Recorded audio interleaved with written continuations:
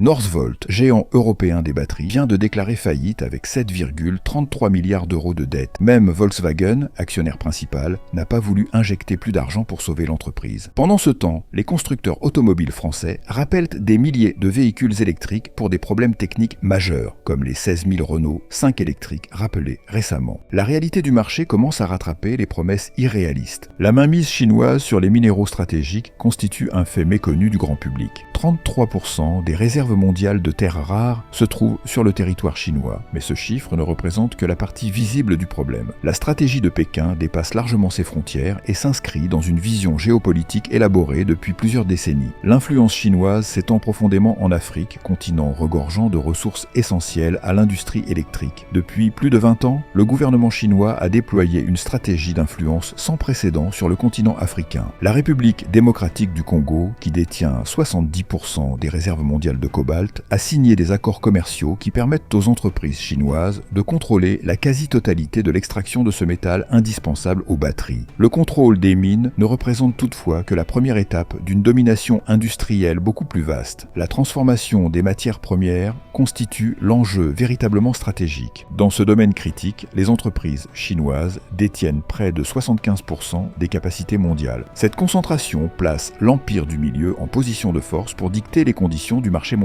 Prenons l'exemple du lithium, composant essentiel des batteries de véhicules électriques. Le raffinage de ce métal, processus industriel complexe et polluant, est contrôlé à plus de 60% par des entreprises chinoises. Cette situation crée un goulot d'étranglement dans la chaîne d'approvisionnement mondiale. Même si un pays occidental extrait du lithium sur son territoire, il doit généralement l'envoyer en Chine pour le raffinage, créant ainsi une dépendance technologique incontournable. Cette position dominante ne s'est pas construite par hasard ou grâce aux seules forces du marché. Le gouvernement chinois a élaboré dès les années 1990 une stratégie industrielle cohérente, anticipant la future transition énergétique mondiale. Des investissements massifs dans la recherche, les infrastructures et la formation ont permis au pays de développer une expertise inégalée dans ces secteurs stratégiques. En 1992 déjà, Deng Xiaoping déclarait « Le Moyen-Orient a le pétrole, la Chine a les terres rares ». Cette phrase, souvent citée, révèle la vision à long terme des dirigeants chinois qui ont parfaitement compris l'importance stratégique de ces ressources bien avant les pays occidentaux. Pendant que l'Europe et les États-Unis délocalisaient leur production industrielle, la Chine construisait patiemment son hégémonie sur les matériaux critiques du XXIe siècle. Conséquence directe de cette stratégie, tout véhicule électrique fabriqué en Europe contient nécessairement des composants chinois. De la batterie au moteur électrique, en passant par l'électronique de puissance, la dépendance technologique est absolue. Les constructeurs européens se retrouvent dans une position de faiblesse inédite, contraints d'acheter des composants essentiels à des fournisseurs chinois ou de délocaliser leur production. Les tentatives européennes pour développer une filière autonome se heurtent systématiquement à cet obstacle. Le projet de Gigafactory européenne portée par Northvolt en Suède a finalement échoué, illustrant l'impossibilité de concurrencer les capacités industrielles chinoises sans un soutien politique massif. La Chine produit désormais plus de batteries en un mois que l'Europe ne prévoit d'en fabriquer en 5 ans. Les chiffres parlent d'eux-mêmes. La Chine contrôle 78% de la production mondiale de cellules de batterie, 70% de la production de cathodes et 85% de la production d'anodes. Cette concentration extrême place l'industrie automobile occidentale dans une situation de dépendance totale vis-à-vis de l'empire du milieu pour sa transition électrique, sans alternative viable à court ou moyen terme. Un paradoxe cruel émerge de cette situation. Plus l'Europe pousse vers l'électrification forcée de son parc automobile, plus elle renforce la position dominante de la Chine sur son industrie. Les réglementations européennes imposant des quotas de véhicules électriques aux constructeurs aboutissent finalement à subventionner l'industrie chinoise. Les conséquences géopolitiques dépassent largement le cadre industriel. Pour la première fois depuis la révolution industrielle, l'Europe perd la maîtrise technologique d'un secteur fondamental de son économie. L'automobile, fleuron historique de l'industrie européenne, devient progressivement un assembleur de technologies chinoises. La valeur ajoutée,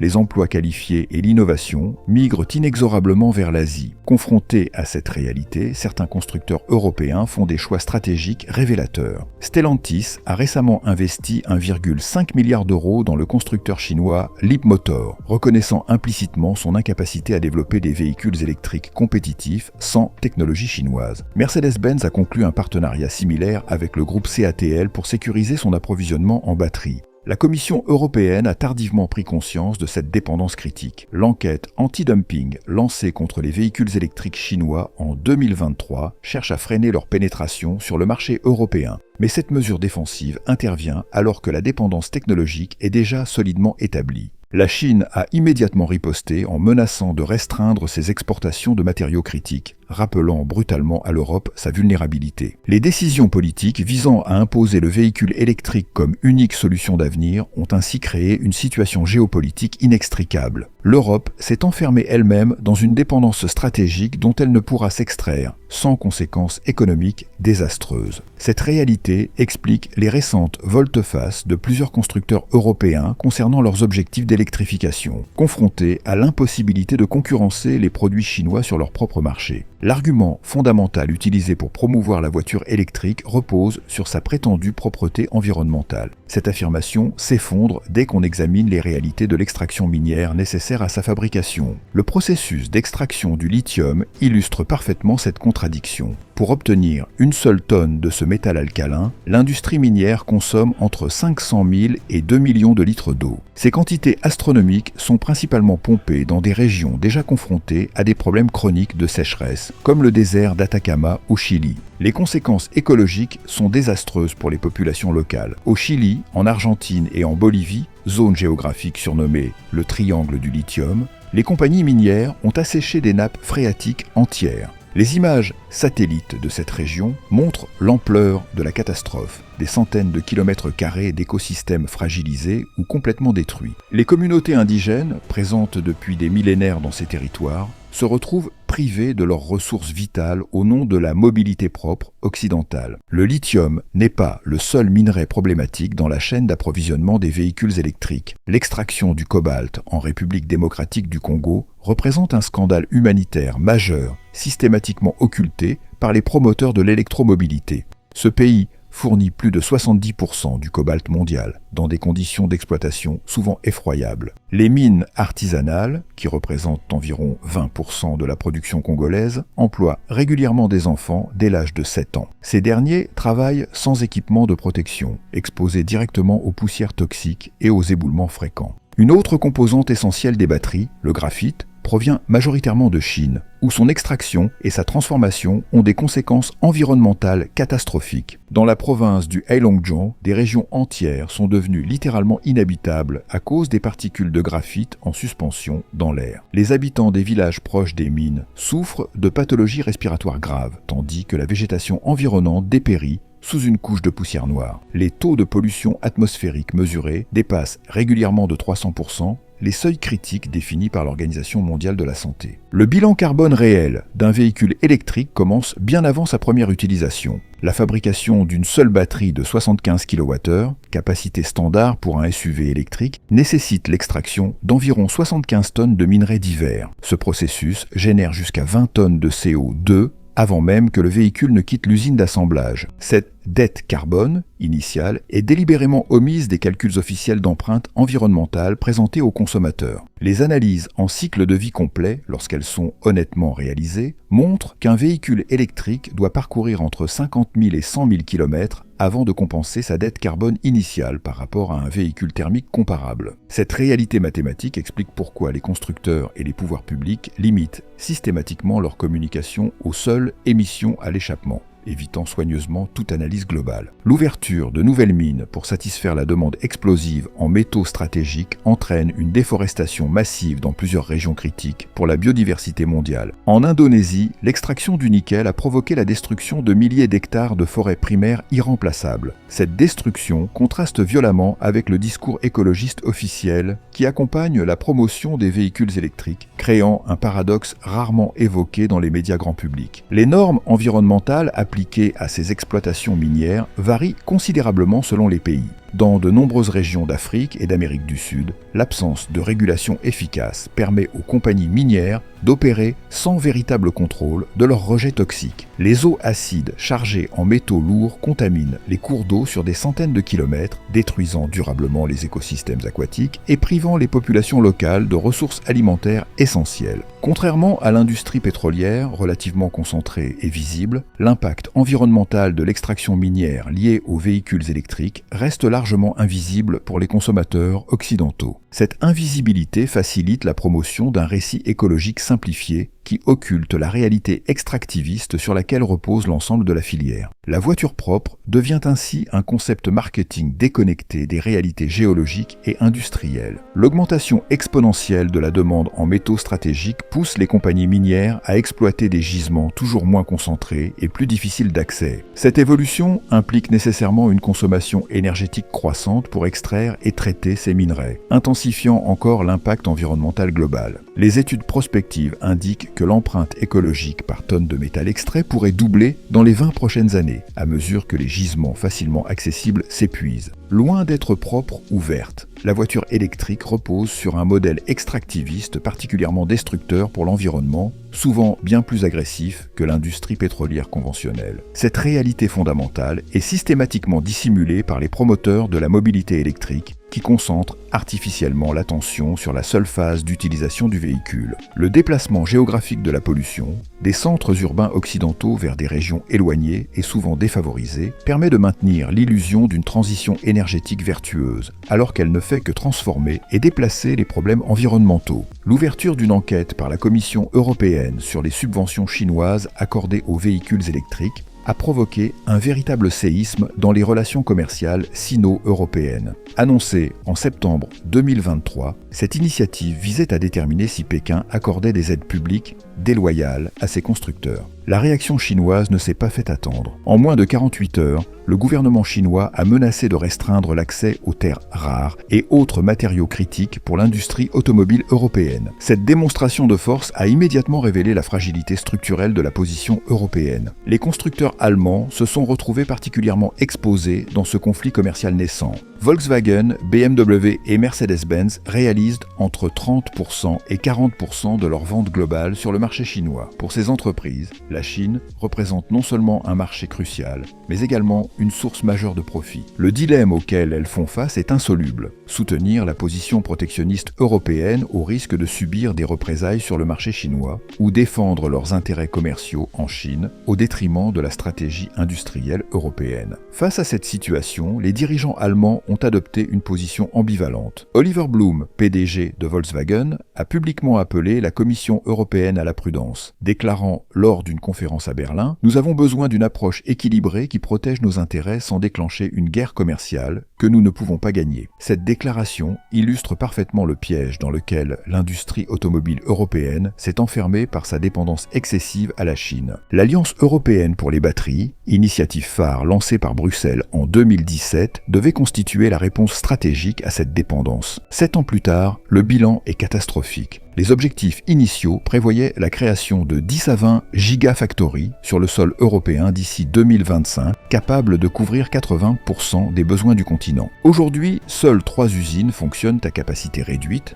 tandis que plusieurs projets ont été abandonnés ou reportés indéfiniment. La faillite récente de Northvolt illustre parfaitement cet échec. Présentée comme le champion européen des batteries, cette entreprise suédoise a bénéficié de plus de 5 milliards d'euros de financement public et privé. Malgré ce soutien massif, elle n'a jamais réussi à atteindre une production industrielle viable face à la concurrence chinoise. Sa faillite marque l'échec définitif de la stratégie européenne d'autonomie technologique dans ce secteur critique. Confrontés à cette réalité économique implacable, les constructeurs européens n'ont que 2 options, toutes 2 défavorables. La première consiste à produire des véhicules électriques en Europe, avec des coûts de production supérieurs de 20% à 30% à leurs équivalents chinois. Cette option conduit inévitablement à des pertes financières substantielles ou à des prix de vente prohibitifs pour les consommateurs. La seconde option implique la délocalisation progressive de la production vers la Chine, accélérant la désindustrialisation européenne. Plusieurs constructeurs européens ont déjà fait leur choix. Stellantis a signé en octobre 2023 un accord avec Leapmotor pour produire et distribuer des véhicules électriques chinois en Europe.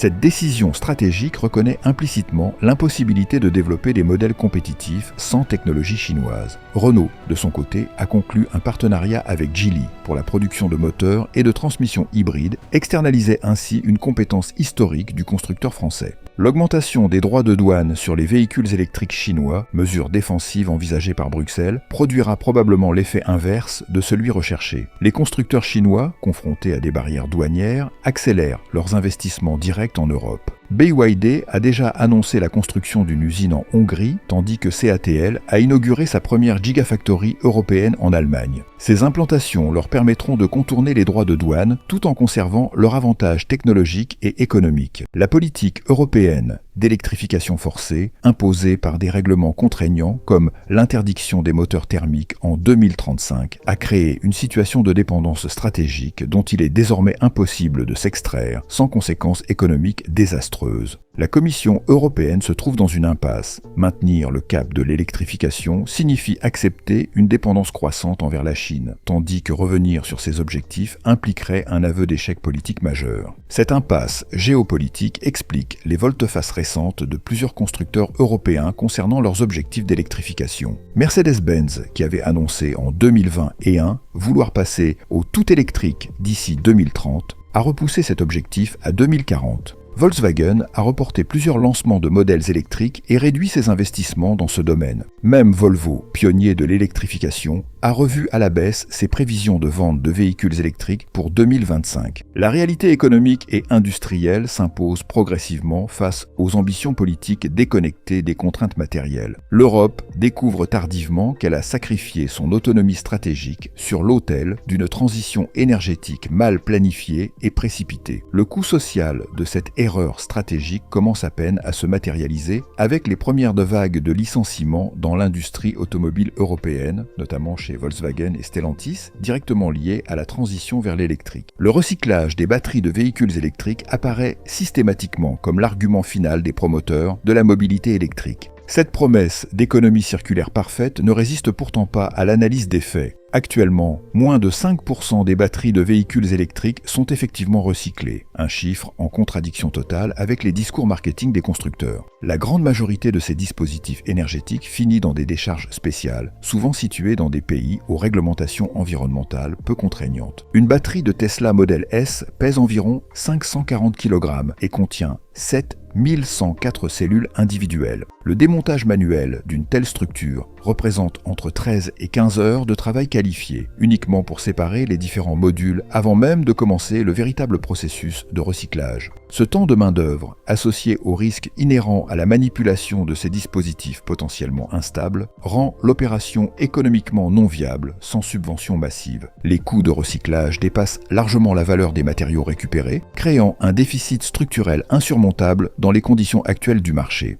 L'histoire récente de plusieurs entreprises pionnières dans ce secteur confirme cette impasse économique. Recyclage des batteries du Québec, RBQ, entreprise canadienne qui avait investi plus de 50 millions de dollars dans une usine dédiée au recyclage des batteries lithium-ion, a cessé ses activités en 2022 après seulement 3 ans d'exploitation. L'e-Cycle, autre acteur majeur nord-américain, a vu sa valorisation boursière chuter de 82% depuis son introduction en bourse, reflétant les doutes croissants des investisseurs sur la viabilité de ce modèle économique. Redwood Materials, fondé par l'ancien directeur technique de Tesla, J.B. Straubel, survit principalement grâce à des subventions gouvernementales massives sans perspective claire de rentabilité à moyen terme. Un obstacle technique fondamental complique encore davantage la mise au point de processus industriels efficaces, la diversité et l'évolution constante de la composition chimique des batteries. Contrairement à l'acier ou à l'aluminium dont la composition reste relativement stable, les batteries lithium-ion existent en dizaines de variantes chimiques différentes.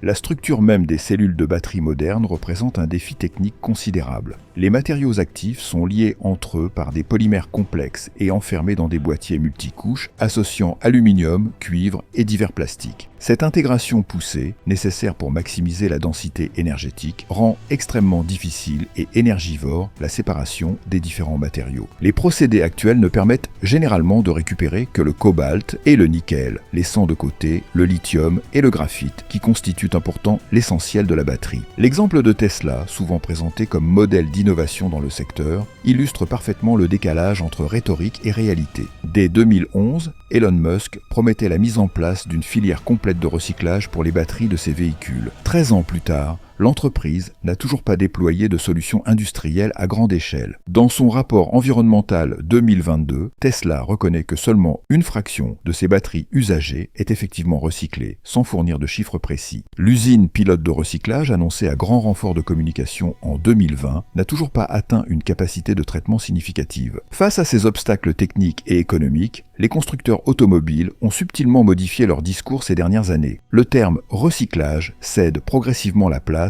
au concept plus vague de seconde vie des batteries. Cette approche consiste à réutiliser les batteries automobiles usagées dans des applications stationnaires moins exigeantes, comme le stockage d'énergie résidentielle. Cette solution ne fait cependant que repousser le problème de quelques années sans résoudre la question fondamentale du traitement en fin de vie. L'absence de solution viable pour le traitement en fin de vie des batteries soulève également des questions réglementaires cruciales. La directive européenne relative aux batteries, adoptée en 2006 et mise à jour en 2023, impose théoriquement des taux de recyclage élevés aux producteurs. L'inertie des pouvoirs publics face à cette réalité s'explique en partie par l'ampleur des investissements déjà consentis dans la filière électrique. Admettre l'impasse du recyclage reviendrait à reconnaître une faille fondamentale dans la stratégie environnementale adoptée depuis plus d'une décennie. Les milliards d'euros de subventions publiques versées pour soutenir cette transition technologique créent une dépendance au sentier, qui rend politiquement inacceptable toute remise en question du modèle, malgré ses contradictions évidentes. Le secret le mieux gardé de l'industrie automobile électrique réside dans les coûts astronomiques liés au remplacement des batteries. Une nouvelle batterie pour un véhicule électrique représente un investissement variant entre 10 000 et 30 000 euros selon les modèles.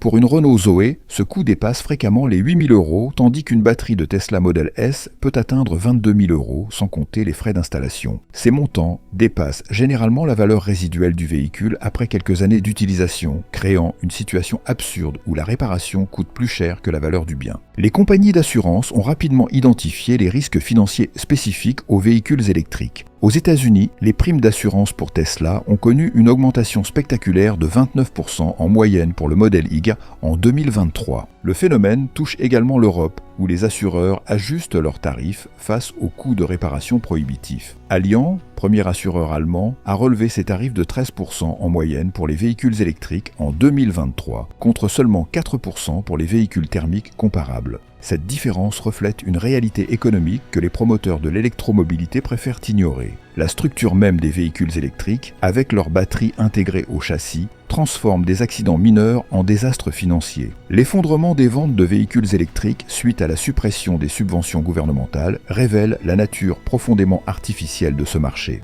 En Allemagne, la fin brutale du programme d'aide à l'achat en décembre 2023 a provoqué une chute des immatriculations de 64% dès janvier 2024. Un phénomène similaire s'est produit en France après la réduction du bonus écologique, avec une baisse de 28% des ventes au premier trimestre 2024. Ces chiffres démontrent une réalité économique implacable. Sans soutien massif des contribuables, la voiture électrique reste fondamentalement non compétitive. Le prix moyen d'un véhicule électrique en Europe a atteint le niveau record de 65 000 euros au premier trimestre 2024, selon les données publiées par Jato Dynamics. Ce montant représente plus du double du prix moyen d'une voiture à essence, 32 000 euros. La voiture électrique, présentée comme l'avenir incontournable de la mobilité, constitue en réalité un piège économique redoutable pour les consommateurs. Entre dépréciation accélérée, coûts cachés et obsolescence programmée, son usage s'avère significativement plus onéreux que les alternatives thermiques malgré les subventions massives. Cette réalité économique, systématiquement occultée du débat public, explique l'écart croissant entre les ambitions politiques d'électrification et la réticence grandissante des consommateurs face à cette technologie. L'hydrogène représente une piste technologique particulièrement prometteuse que la France aurait pu développer grâce à son parc nucléaire. La production d'hydrogène par électrolyse à partir d'électricité décarbonée constitue une solution parfaitement adaptée au mix énergétique français. Notre infrastructure nucléaire, capable de fournir une électricité stable fiable et pilotable offrait un avantage comparatif décisif dans ce domaine. Les véhicules à hydrogène, contrairement aux modèles à batterie, permettent une recharge en quelques minutes et offrent une autonomie comparable aux véhicules thermiques. Le moteur Wankel à hydrogène développé par Mazda affiche un rendement thermique dépassant 43%, se rapprochant des meilleures piles à combustible. Toyota a récemment dévoilé un prototype de moteur thermique atteignant 50% de rendement, performance inimaginable il y a quelques années. Ces progrès techniques majeurs remettent fondamentalement en question la supériorité environnementale supposée des motorisations électriques sur l'ensemble du cycle de vie. Plusieurs études indépendantes, notamment celles publiées par l'IFPEN, Institut français du pétrole et des énergies nouvelles, en 2022, démontrent que les moteurs à combustion de dernière génération, associés à des systèmes d'hybridation légère, peuvent atteindre un bilan carbone comparable aux véhicules électriques sur l'ensemble de leur cycle de vie. Cette réalité scientifique contredit frontalement le récit simpliste qui présente l'électrification comme unique solution techniquement viable. Le biogaz et les biocarburants de seconde génération constituent une alternative immédiatement déployable, particulièrement adaptée aux zones rurales. Produits à partir de déchets agricoles, forestiers ou alimentaires, ces carburants permettent une réduction significative des émissions sans nécessiter de nouvelles infrastructures. La France dispose du premier potentiel agricole européen pour développer cette filière, qui présenterait l'avantage supplémentaire de diversifier les revenus du monde agricole. Total avait initié en 2018 un programme ambitieux de développement des biocarburants avancés dans plusieurs de ses raffineries françaises. Ce projet, qui aurait maintenu des emplois industriels qualifiés tout en réduisant l'empreinte carbone du secteur des transports, a été progressivement marginalisé par les orientations politiques, favorisant exclusivement l'électrification. La bioraffinerie de la Mède, convertie à grands frais, fonctionne aujourd'hui très en dessous de ses capacités, victime de cette stratégie monolithique.